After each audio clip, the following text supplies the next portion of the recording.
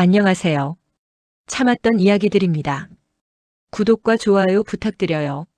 오늘 제가 들려드릴 이야기는 한 여성의 삶 속으로 깊이 들어가는 여정입니다. 민정은 올해 56살이 되었고 남편과 함께한 세월은 무려 25년입니다.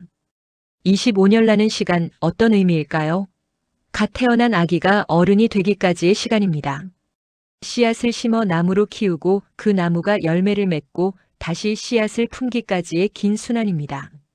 한 사람의 인생에서 25년이란 결코 짧은 시간이 아닙니다. 민정은 그 긴 세월을 남편 곁에서 보냈습니다. 젊은 날의 열정과 중년의 안정, 그리고 이제 막 노년의 문턱에 들어서려는 지금까지 그녀는 한 남자와 함께 걸어왔습니다. 아침에 눈을 뜨면 옆에 있는 사람, 밤에 잠들 때 함께 하루를 마무리하는 사람, 기쁠 때나 슬플 때나 곁에 있는 사람이 바로 남편이었습니다. 하지만 인생은 때때로 우리가 예상하지 못한 방향으로 흘러갑니다. 우리가 단단하다고 믿었던 것들이 사실은 그렇게 견고하지 않았다는 걸 깨닫는 순간이 찾아오기도 하죠. 민정에게도 그런 순간이 찾아왔습니다. 그것도 너무나 갑작스럽게, 너무나 날카롭게. 어느 평범한 저녁이었습니다. 남편은 민정에게 밖에서 술 한잔하자고 했습니다. 특별할 것 없는 제안이었지만 민정의 가슴 한편에서는 이상한 예감이 스쳐 지나갔습니다. 왠지 모를 불안함, 설명할 수 없는 긴장감이 그녀를 감쌌습니다. 그리고 그 자리에서 남편은 말했습니다. 우리 이제 결혼하자. 결혼. 졸업하는 결혼. 함께 살지만 각자의 삶을 사는 것. 요즘 중년 부부들 사이에서 종종 이야기되는 새로운 관계의 형태입니다. 하지만 민정에게 그 단어는 전혀 새롭지도 신선하지도 않았습니다. 그것은 그저 이별의 다른 이름처럼 들렸습니다. 25년을 함께한 사람이 이제 자신과 거리를 두고 싶다는 선언처럼 느껴졌습니다. 민정은 그 순간 무엇을 느꼈을까요? 분노였을까요? 슬픔이었을까요? 아니면 배신감이었을까요? 아마도 그 모든 감정이 한꺼번에 밀려왔을 것입니다. 마치 거대한 파도가 온몸을 덮치듯 감정의 쓰나미가 그녀를 휩쓸었을 것입니다. 민정의 결혼 생활은 겉으로 보기엔 평범했습니다. 특별히 행복하지도 특별히 불행하지도 않은 그런 삶이었죠. 하지만 평범함 속에는 언제나 작은 금이 숨어 있기 마련입니다. 그 금은 처음엔 너무 작아서 보이지 않습니다. 하지만 시간이 지나면서 조금씩 아주 조금씩 벌어집니다. 민정과 남편 태주는 30살에 만나 결혼했습니다. 당시 민정은 작은 회사에서 격리 일을 하고 있었고 태주는 건설 회사에서 현장 관리자로 일하고 있었습니다. 두 사람은 친구의 소개로 만났고 만난 지 1년 만에 결혼식을 올렸습니다. 결혼 초기는 다른 신혼부부들과 크게 다르지 않았습니다. 좁은 원룸에서 시작한 그들의 생활은 소박했지만 따뜻했습니다. 민정은 출근 전 아침밥을 챙겼고 태주는 퇴근 후 집에 들어서며 다녀왔어라고 말했습니다. 주말이면 함께 시장에 가서 장을 보고 가끔은 영화를 보러 가기도 했습니다. 결혼 2년 차의 딸 수진이가 태어났습니다. 민정은 출산 휴가를 마치고 회사로 복귀했지만 아이를 키우면서 일하는 것은 생각보다 훨씬 힘들었습니다. 시어머니는 손주를 돌봐주겠다고 했지만 그것은 민정에게 또 다른 부담이 되었습니다. 시댁에 신세를 지면 질수록 민정은 더 많은 것을 갚아야 한다고 느꼈습니다. 태주는 일에 열심이었습니다. 아니, 일에만 열심이었다고 해야 맞을지도 모릅니다. 그는 새벽같이 나가서 밤늦게 돌아왔습니다. 현장 일은 체력적으로도 힘들었지만 술자리도 잦았습니다. 건설업계의 특성상 협력업체 사람들과의 관계도 중요했고 그런 관계는 대부분 술자리에서 만들어졌습니다. 처음에 민정은 이해하려고 노력했습니다. 남편이 일하느라 힘든 것도 알고 술자리가 업무의 연장선이라는 것도 이해했습니다. 하지만 이해와 받아들임은 다른 것이었습니다. 아이를 재우고 설거지를 하고 빨래를 널고 다음날 아침 준비를 하고 나서 소파에 앉아 남편을 기다리는 시간이 길어질수록 민정의 마음속엔 외로움이 쌓여갔습니다. 여보, 오늘은 좀 일찍 들어올 수 있어? 미안해, 오늘 중요한 사람 만나야 해서. 다음에 일찍 들어올게. 하지만 다음은 좀처럼 오지 않았습니다. 일주일에 서너 번은 술 냄새를 풍기며 들어오는 남편을 보면서 민정은 점점 말수가 줄어들었습니다. 불평을 해봤자 달라지는 건 없었고 오히려 부부 싸움만 잦아졌습니다. 당신은 내가 뭐 하는 사람인 줄 알아? 돈 벌어오는 기계야? 나도 힘들어. 나도 회사 다니면서 애 키우고 집안일 하는 거 얼마나 힘든지 알아? 그럼 당신이 벌어. 내가 집에서 애 볼게. 그런 말을 던지고 태주는 방문을 쾅 닫았습니다. 민정은 거실에 혼자 남아 눈물을 삼켰습니다. 소리내어 울 수도 없었습니다. 아이가 깰까봐, 이웃집에 들릴까봐, 그리고 무엇보다 자신이 무너지는 모습을 자신조차 보고 싶지 않아서.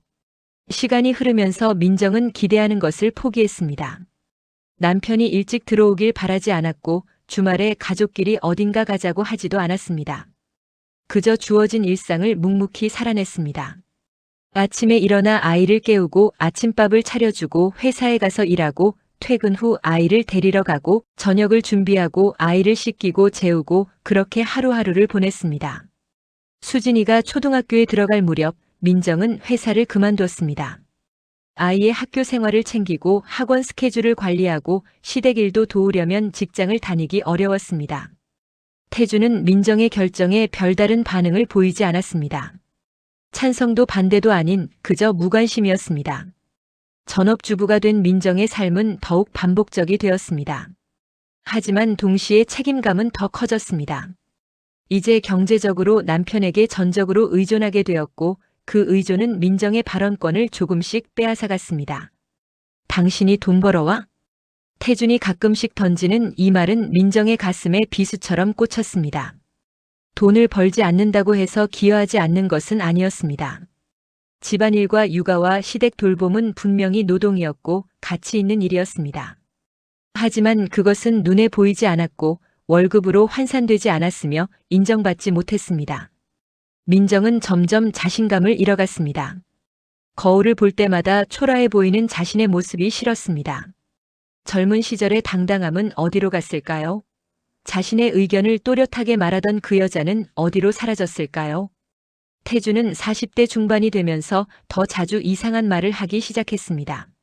나이 들면 혼자 살고 싶어. 처음 그 말을 들었을 때 민정은 웃어넘겼습니다. 농담이려니 생각했습니다. 하지만 그 말은 반복되었습니다. 한 달에 한 번씩, 때로는 더 자주 태주는 혼자 살고 싶다는 말을 했습니다. 재산 다 정리해서 당신 주고 나는 시골에 조그만 집 하나 얻어서 혼자 살래. 해외에 가서 한동안 혼자 지내보고 싶어. 우리 나이 들면 각자 살면 안 돼? 요즘 그렇게 사는 사람들 많잖아. 그런 말들을 들을 때마다 민정의 가슴속엔 불안이 자라났습니다. 하지만 그녀는 애써 그 불안을 무시했습니다. 진지하게 받아들이면 더 아플 것 같았습니다. 그저 남편의 일시적인 감정이려니 중년의 위기 같은 거려니 생각하려 했습니다. 수진이가 대학에 들어가고 민정과 태주는 이제 둘만 남았습니다. 빈둥지 증후군이라고 하죠. 아이가 떠나고 나면 부부는 다시 둘만의 시간을 갖게 됩니다. 어떤 부부는 이 시기를 제2의 신혼처럼 즐깁니다. 하지만 어떤 부부는 이 시기에 서로가 얼마나 멀어졌는지 깨닫게 됩니다.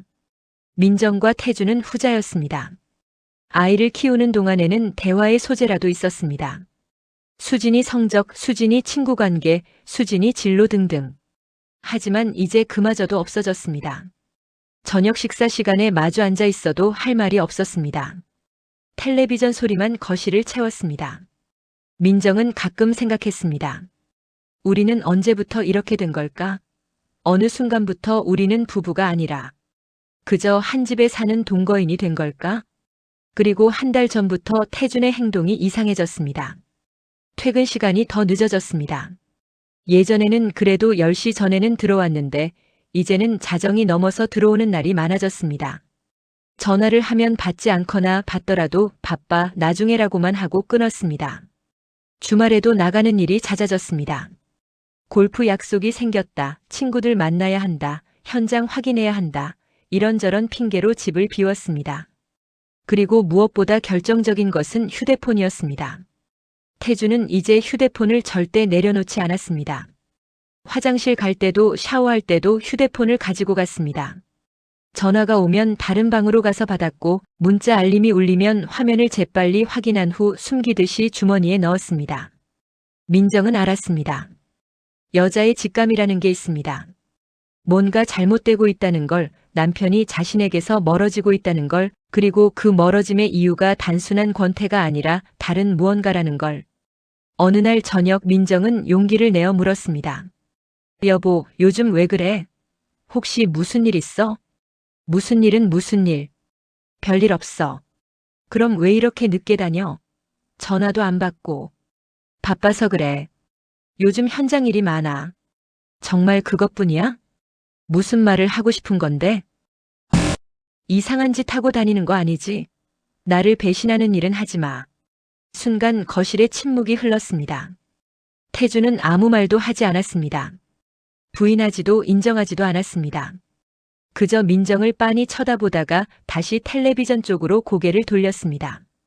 쓸데없는 걱정하지 마. 그것이 태준의 답이었습니다. 하지만 그 답은 전혀 민정을 안심시키지 못했습니다. 오히려 불안은 더욱 커졌습니다. 민정은 그날 밤 잠을 이루지 못했습니다. 옆에서 코 고는 남편을 보며 생각했습니다. 이 사람 마음속엔 뭐가 들어있을까? 나는 이 사람에 대해 얼마나 알고 있을까? 25해를 함께 살았는데 나는 이 사람을 정말 아는 걸까? 그리고 그 질문에 대한 답을 민정은 찾지 못했습니다. 운명의 그날은 평범하게 시작되었습니다. 토요일 오후 민정은 시장에 다녀와서 장을 정리하고 있었습니다. 태주는 거실 소파에서 휴대폰을 들여다보고 있었습니다. 언제나처럼 무표정한 얼굴로. 저녁은 뭐 먹고 싶어? 민정이 물었지만 태주는 대답하지 않았습니다. 휴대폰 화면에 집중한 채였습니다. 민정은 한숨을 쉬며 냉장고 문을 닫았습니다. 그때 태준이 입을 열었습니다. 오늘 저녁에 나가서 먹을까? 응? 갑자기 왜? 그냥. 집 앞 고깃집 가서 한잔하자. 뭔가 이상했습니다. 태준의 목소리 톤이 평소와 달랐습니다. 무겁고 진지하고 어딘가 결심한 듯한 느낌이 있었습니다. 민정의 가슴이 두근거리기 시작했습니다. 좋은 예감이 아니었습니다. 알았어. 저녁 6시 두 사람은 집 근처 고깃집에 마주 앉았습니다. 주말 저녁이라 손님이 꽤 많았습니다. 고기 굽는 냄새와 사람들의 웃음소리가 식당을 가득 채웠습니다. 하지만 민정과 태준이 앉은 테이블만큼은 묘하게 조용했습니다. 태준은 소주를 시켰습니다. 민정도 한 잔 받았습니다. 평소엔 술을 잘 마시지 않았지만 오늘은 왠지 술이 필요할 것 같았습니다. 태준이 고기를 굽기 시작했습니다. 지글지글 소리만 두 사람 사이를 채웠습니다. 민정은 남편의 얼굴을 조심스럽게 살폈습니다. 태준의 표정은 평소보다 더 굳어 있었습니다.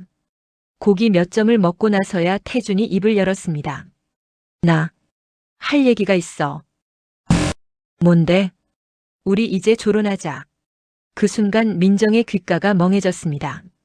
주변의 소음이 멀어지는 것 같았습니다. 고깃집의 시끄러운 소리도 옆 테이블의 웃음소리도 모든 것이 사라지고 오직 남편의 그 한마디만 귓속에 메아리 쳤습니다. 졸혼하자. 뭐라고? 졸혼.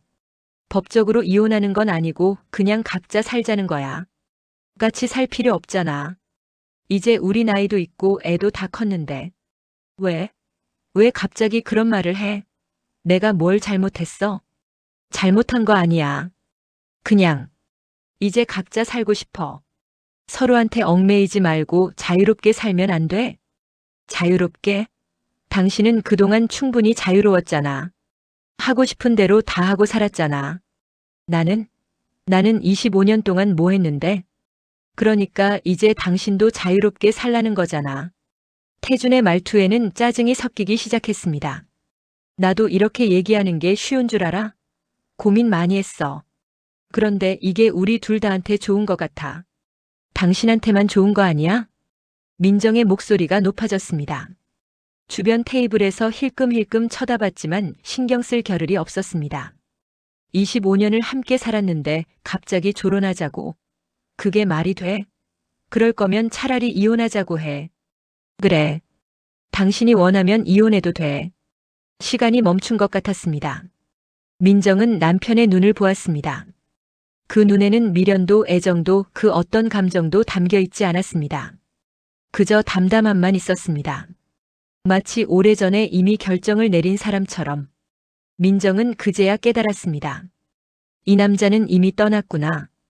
육체는 여기 앉아 있지만 마음은 이미 다른 곳에 가 있구나. 25년의 세월은 이 사람에게 아무 의미도 없었구나. 당신, 다른 여자 있지? 그런 거 아니야. 거짓말하지 마. 당신 요즘 행동 보면 다 알아. 늦게 들어오고 전화도 안 받고 휴대폰 붙들고 살고. 내가 바보인 줄 알아? 믿기 싫으면 말고. 태주는 더 이상 부인하지도 않았습니다. 그저 소주잔을 들어 단숨에 마셨습니다. 민정은 눈앞이 캄캄했습니다. 20대에 만나서 지금까지 젊음을 바쳐서 청춘을 다 쏟아부어서 이 남자와 가정을 지켜왔는데, 아이를 낳고 키우고 시댁을 돌보고 집안일을 하고 그렇게 살아왔는데, 이제 와서 졸혼? 이혼? 당신 정말 비겁하네. 민정의 목소리는 이제 조용했습니다. 하지만 그 조용함 속에는 깊은 실망이 담겨 있었습니다. 25년을 함께한 사람한테 이렇게 할 수 있어요? 조론이라는 포장지로 싸서 내밀면 내가 고맙게 받을 줄 알았어? 민정아, 이제 와서 내 이름 부르지 마. 당신은 이미 결정했잖아. 나한테 의견을 묻는 것도 아니잖아. 그냥 통보하는 거잖아. 민정은 자리에서 일어났습니다. 더 이상 이 자리에 앉아 있을 수 없었습니다. 먼저 갈게. 민정은 고깃집을 나왔습니다. 찬 바람이 뺨을 때렸습니다. 하지만 그 바람보다 더 차가운 것은 가슴속을 휘감은 절망이었습니다. 집으로 가는 길은 멀게만 느껴졌습니다. 평소엔 5분이면 도착하는 거리인데 오늘은 1시간쯤 걸린 것 같았습니다. 민정은 천천히 걸으며 생각했습니다. 나는 이제 어떻게 해야 하지? 조론을 받아들여야 할까? 이혼을 해야 할까? 아니면 붙잡아야 할까? 하지만 그 어떤 선택도 올바른 답처럼 느껴지지 않았습니다. 집에 도착해서 민정은 소파에 주저앉았습니다. 눈물이 날 것 같았지만 나오지 않았습니다. 너무 충격적이어서 오히려 눈물조차 나오지 않았습니다.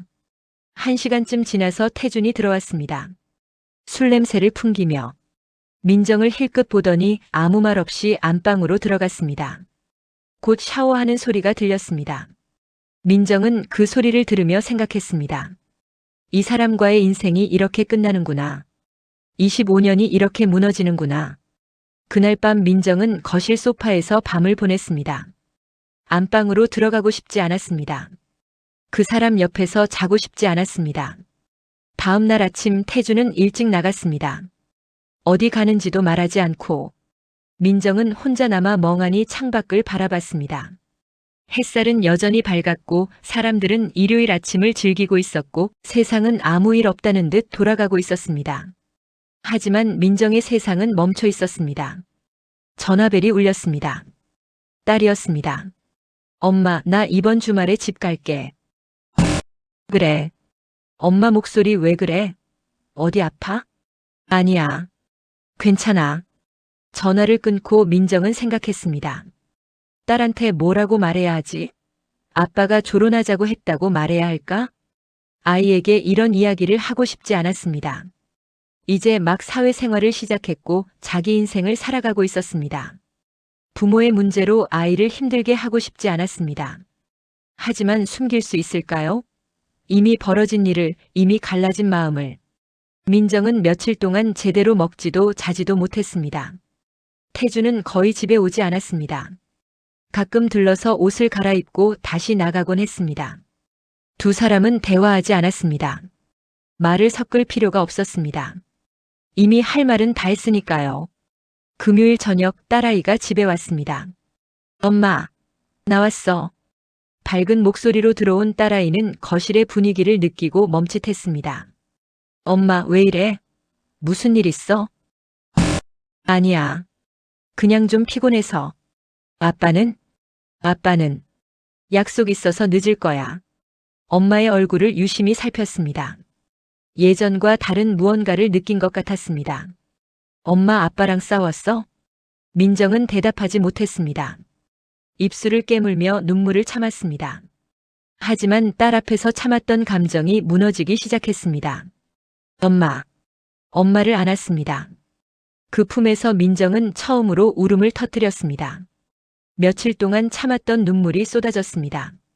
엄마, 무슨 일인데? 말해봐. 민정은 한참을 울고 나서야 이야기했습니다. 아빠가 결혼하자고 했다는 것을, 이혼해도 된다고 했다는 것을, 아마 다른 여자가 있는 것 같다는 것을. 아빠가 미쳤나 봐. 어떻게 엄마한테 그런 말을 할 수 있어? 수진아. 엄마가 뭘 잘못한 걸까? 엄마가 부족해서 아빠가 이러는 걸까? 무슨 소리야, 엄마. 엄마 잘못 아무것도 없어. 아빠가 잘못한 거지. 하지만 엄마는 25년 동안 이 집을 위해, 아빠를 위해, 나를 위해 모든 걸 다 했어. 아빠가 하고 싶은 대로 다 하게 해줬고 불평 한마디 안 하고 참고 살았잖아. 그런 엄마한테 이제 와서 조론? 그게 말이 돼?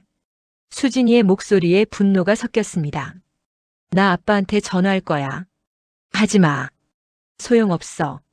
아빠는 이미 마음을 정했어. 그럼 엄마는 어떻게 할 건데? 그냥 받아들일 거야? 민정은 대답하지 못했습니다. 어떻게 해야 할지 몰랐습니다. 토요일 오후 태준이 집에 들어왔습니다. 수진이가 거실에 있는 걸 보고 잠시 멈칫했습니다. 수진아, 왔구나. 아빠. 엄마한테 무슨 짓이야? 결혼? 이혼? 아빠 정신이 있는 거야? 수진아, 이건 어른들 문제야. 내가 끼어들 일이 아니고. 어른들 문제? 우리 가족 문제잖아. 나도 이 가족 일원이라고. 수진아. 아빠, 솔직하게 말해. 다른 여자 있지? 태주는 잠시 침묵했습니다. 그 침묵이 답이었습니다. 아빠 진짜 최악이다. 어떻게 엄마한테 그럴 수 있어? 엄마가 아빠한테 뭘 잘못했는데? 수진아, 넌 몰라. 어른들의 관계는 복잡해. 복잡하긴 뭐가 복잡해. 아빠가 바람 피운 거잖아. 수진아. 태준이 목소리를 높였습니다. 하지만 수진이는 물러서지 않았습니다. 나 아빠 편 안 들 거야. 당연히 엄마 편이지. 아빠가 잘못한 거니까. 수진이는 방으로 들어가 문을 쾅 닫았습니다. 태주는 한숨을 쉬며 소파에 앉았습니다. 민정은 부엌에서 그 모든 것을 지켜봤습니다. 가족이 무너지는 모습을. 그날 밤 세 사람은 각자의 방에서 잠을 청했습니다. 같은 집 안에 있었지만 그 어느 때보다 멀리 떨어져 있었습니다. 오랜만에 친구를 만나고 집으로 돌아왔을 때는 저녁 시간이었습니다. 수진이가 거실에서 기다리고 있었습니다. 엄마, 어디 갔다 와? 친구 만났어. 엄마 표정이 아까보다 나아 보여. 수진아, 엄마 괜찮을 거야. 정말? 응. 엄마 생각해봤는데 이제 엄마도 엄마 인생을 살아야 할 것 같아. 그동안 아빠 위주로, 너 위주로, 시댁 위주로 살았는데 이제는 엄마 위주로 살아보려고.